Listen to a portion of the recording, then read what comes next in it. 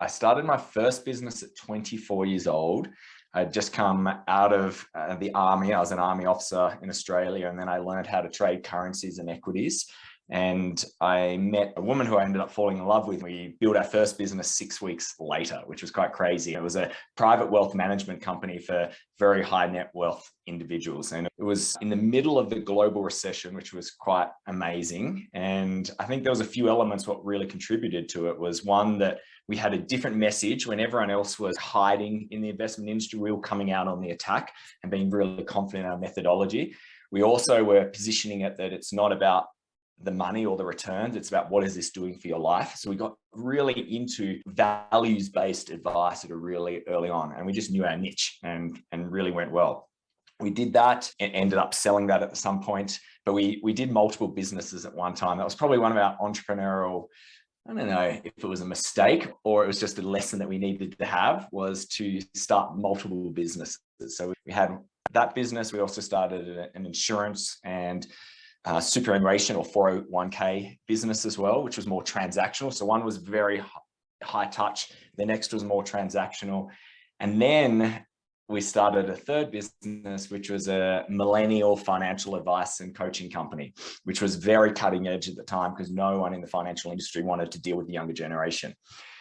And then at the same time, so you could see the story, we started seeing the benefits of offshoring or outsourcing for our own company, because in Australia, the cost of people in the financial industry was really expensive. And it worked really well for us. People started asking us, could we do it for them? And we showed them. And then we went, why don't we turn a business doing that? So we ended up having a global recruitment company as well for stay-home remote workers. So that was a journey, which was really great. And I thought it was awesome because we were diversified, but we weren't big enough yet. Like they're all $1 million businesses, but we weren't big enough yet to really be diversified because there was a common connection, and that was really the founders. So when one suffered, they all suffered. So we've definitely learned a lot there. And I went to the Entrepreneurial Masters program through EO and MIT, and there was a speaker there, a very old, wise guy, who said, don't be crude, but he said, you can never sit on two toilet seats at once. And it was this idea that like, just focus on one thing at one time. That's definitely how I'm living my life. Okay. So many questions. First of all, I'm in the EMP program now. So who was the guy that said that? It was George. He's the Boston chicken guy, George Nadaf, I think his name. Okay. I haven't met him yet. Second of all, how long did the relationship last with the girl that you started the businesses with?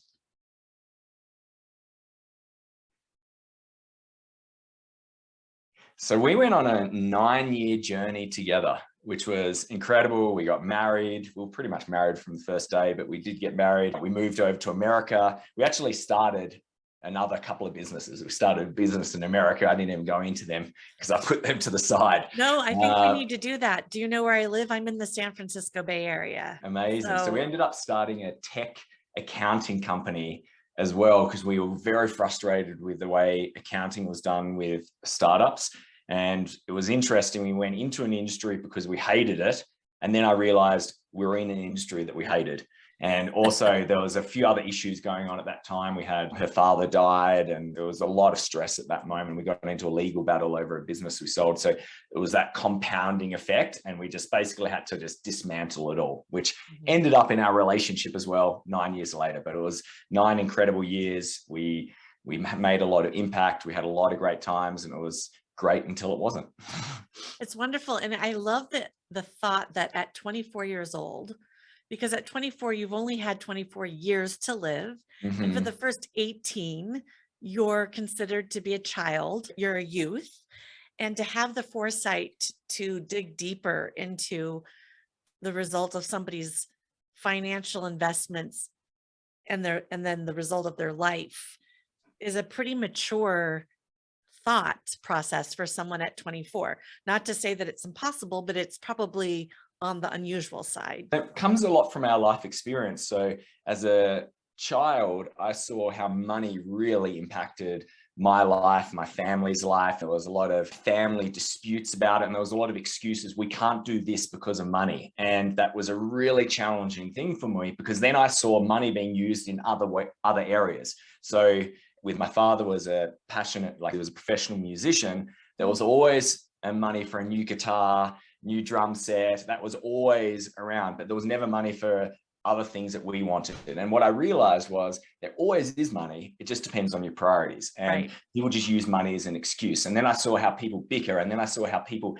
decided their whole career paths over money. So we came from a school where being a doctor was put up on a pinnacle, and it was all driven really around money. When I think about it, it was a status thing. There was an element of service. I'm not going to take that away from them, but and there power, was, it was a lot of drive and power. And I was like, I'm just not going to live that way. And I became an army officer, and I saw that literally how people would justify going to war and killing people and being at the risk of being killed was, well, I'll come back with $100,000 in my bank. And then I saw my soldiers literally come back from 6 months away, and the first day they go buy a brand new car and they crash it the first day, didn't have insurance, and all that's gone. And I just saw this cycle of how money was just controlling people. And I just went, I don't want that in my life. I want to completely be able to empower people and be liberated from it. Now, I truly believe money is a great spiritual teacher, because when we think about it, it's energy. It's tied between everything in life now.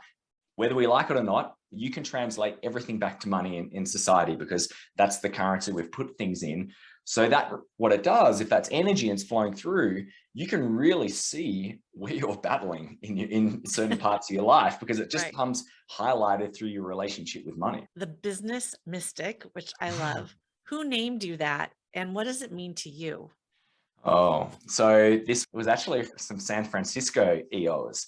We were at an event with, it was just basically a big EO event, and they were just sitting there, and they were just talking about me. And I was sitting at a table witnessing them talk about me. And they were just like, you're like the business mystic. You're the guy who somehow can be this entrepreneurial edge and be very respected with the financial world and businesses and lead EOs. But then you have this whole spiritual element. And because you actually are trusted in this world, because you're this sort of left side brain as well, and you have maths and physics degrees and finance degrees, we listen. And that's going to really help our businesses, because you're bringing the mystic into the business world. And at first I just laughed. And then I went to an event with Chris Doe, who's a big marketing guy. And he said, he's been on the show. He was one of my first. Brilliant. Yeah, he's brilliant. He's amazing. And I just went, oh, that's who I am. I'm the business mystic. And I just went, fine, I'm going to own it. I love it. And so what does it mean to you? Is it part of your branding? Does it make you feel good? Do you think it leads to more trust? So what it does for me, it helps me integrate and be a whole person. So if I look at my personal journey over my life, I've played a lot of different roles, and they all made sense for me, but I never felt like I was able to show up fully in myself, in my integrity, in my wonder. And it wasn't until I discovered the word intentionality. And as soon as I put that word intentionality above everything else in my life, it all made sense. I was like, that's what I've been doing.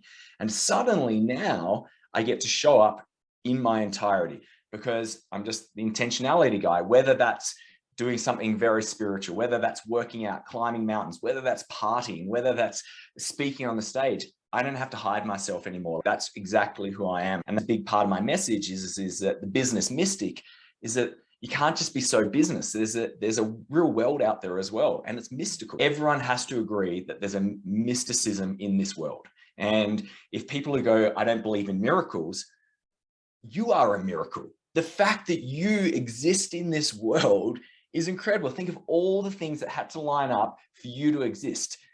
The two people meeting, the chemistry, then you've got to think about the actual procreation, like the chances, like that one little sperm flying through to hit that egg and then building up, like it's a true miracle. And that's what I really want to help people connect with, is this idea that there is a miracle right now. It's a wonder that you're here in this life. And really all that matters is like, how are you living it and how are you showing up?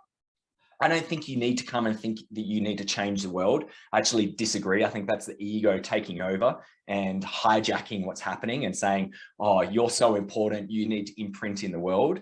The world might be perfect by itself, but what about how is it that you want to feel? And how is it that you want to be useful to the world? How is it that you want to show up? And it all comes from the present moment. Perfect lead into this. And that is I wanted to know more about Intentionality Inc. and what brought you to developing this new business, newer than the ones we just talked about. So it's one of those ones where I actually just started listening to people around me. I have one thing I've done in life is I have the most extraordinary group of people in my life, whether it's friends, whether it's associates, mentors, leaders. It's remarkable. And I actually went through a very challenging time 4.5, 5 years ago when my marriage broke down. And I basically just brought out all my trauma, my whole life, and just went, let's just process it now. And in those moments when you're feeling really down, it's really nice to look back and go, wow, I'm doing something right. I have all these extraordinary people. And I did feel a little bit lost. So what I started doing was just looking at what people had written about me, because I'd always do testimonials when I'd coach people or do retreats or speak. And that was always just on the side. It was something I just loved doing. I still do. It's incredible. I don't see it as work. And I looked for the theme. And the common theme was they just kept saying intentionality. They say Finnian's the intentionality guy. And he's a practitioner. He practices what he preaches. And that felt really nice. And I looked at this word and I was like, there's something special about being one word. I have a really great friend who's— It's a long word, but it is a long word. And that probably helps me as well because it summarizes a little bit. But I have this great friend, Peter Sheen, one of the top speakers in the world, incredible entrepreneur. And he just kept always repeating it to me. Finn, he goes, if you had just done one thing, you would have built $100 million business right now. Like, you have that capability, but you kept jumping around. You've just got to stay in your lane. And he just kept repeating it to me and repeating it to me. And then I went, okay, but I never knew how to categorize myself.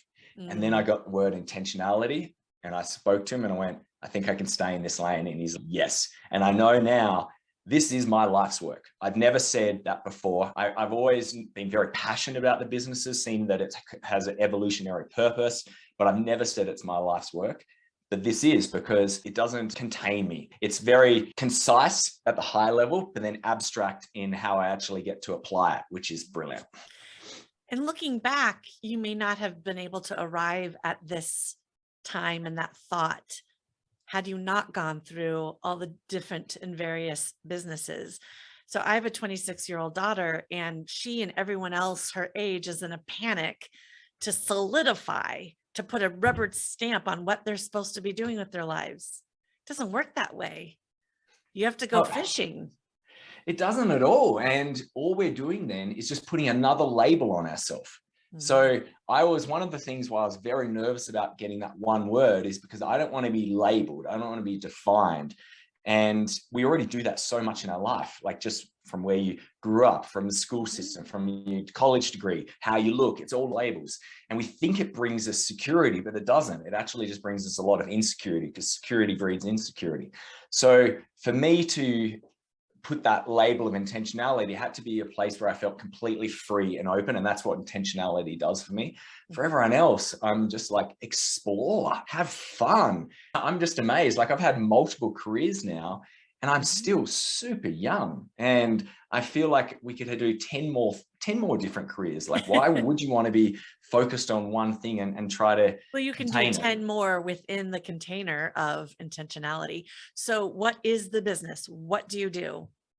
Awesome. So intentionality is all about helping people define how they want to feel and then taking deliberate action towards it so they can really have an extraordinary life. I really believe that everyone already has it. The life is ordinary and it's wonderful, but let's make it extraordinary. And we do that through a number of different mechanisms. We have digital programs which take you through these different pathways of intentionality. We have retreats, which we do for YPO and EO for forum retreats, but then we also have intentionality retreats, these immersive, incredible experiences. And then I do a lot of keynote speaking as well. And the one thing I'm really passionate about right now, I believe it could become a huge focus, is the idea of bringing more love into the business world, into the business relationships, and really helping founders and CEOs or visionary integrators really have an extraordinary relationship, because this is an intimate relationship. And if they get that when they first do it and then build it in a special way, like that can create incredible outcomes. So I want to be really starting to niche in that particular area and saying like, all right, this is a significant event. Let's do it the right way and really do it wonderfully. I just had one of the most incredible experiences reading an article in Forbes, and I was like, oh, this is about me. And it was an awesome company that I work with, Media Bridge. She's an EOer as well. She's just the most remarkable leader and entrepreneur, true abundance.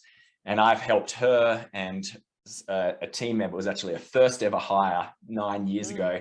She's now just stepped into the integrator role, and we helped them go through a process called the Love Path, where they've now committed and she's become a partner in the company. And she wrote all about the experience, and it was just gratifying, and it was just a privilege to work with them.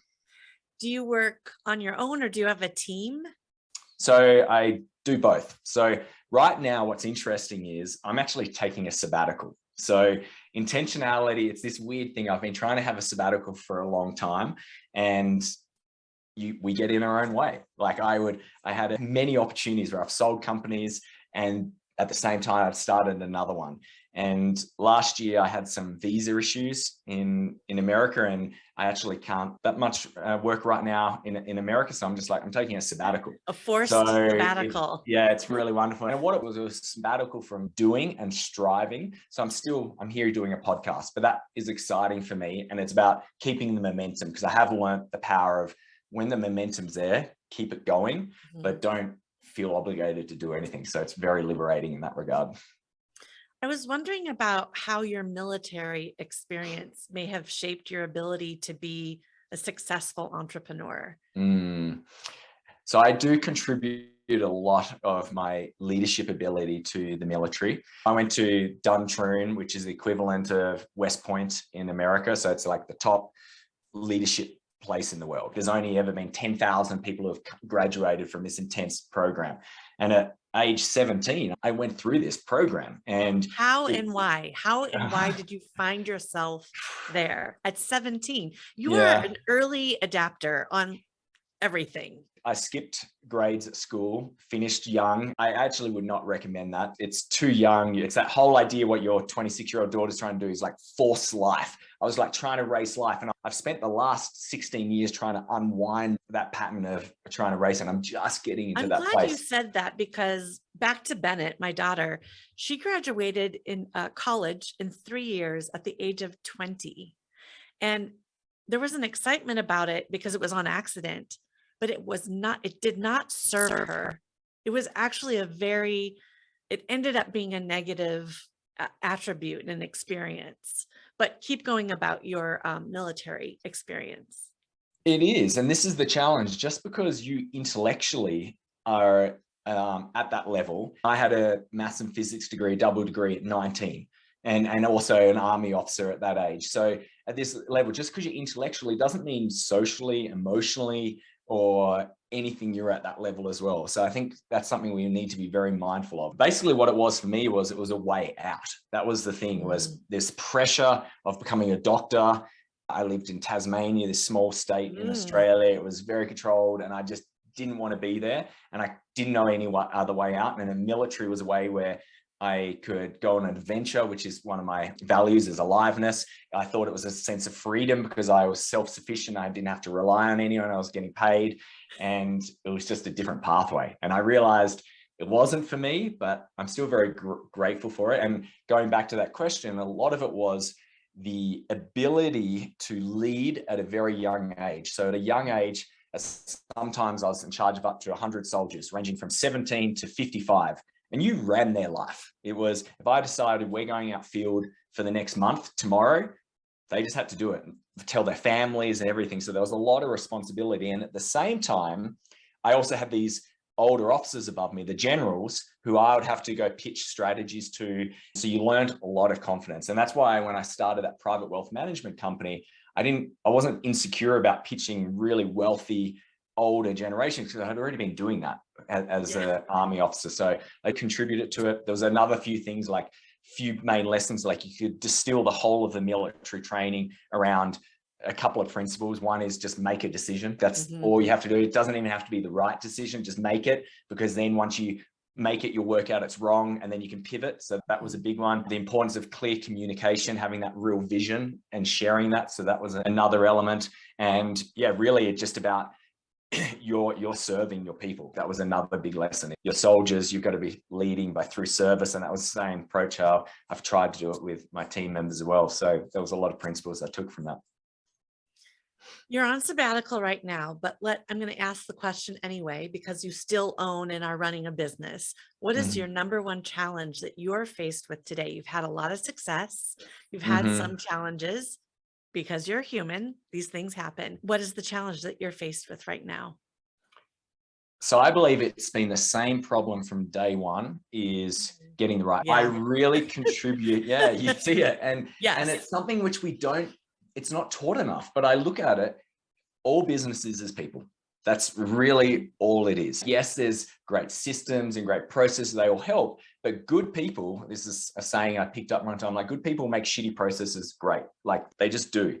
And finding them at the right time, being able to motivate them. Talk about mysticism. It is a mystery on how we do that. And I'm at a place where I have like temporarily figured it out. Really, that's how I have to look at it. I haven't completely figured it out, but for this time and place, I have a team that is fully responsible, fully engaged, fully gets it, wants it, has capacity, but it's not necessarily going to last forever. I strive to let it, but yes, people. Okay.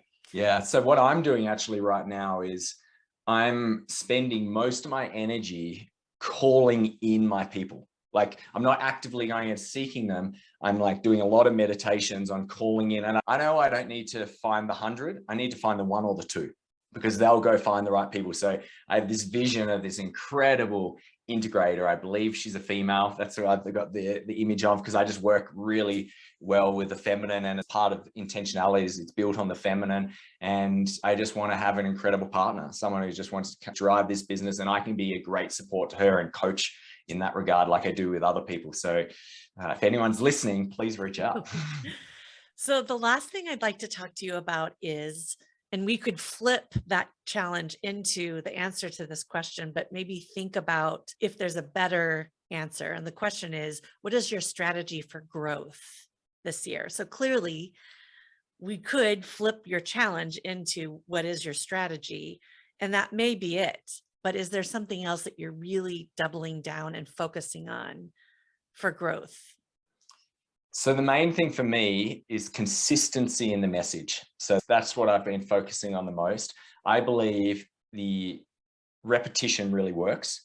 And I've seen people who have really like come like the forefront of that area.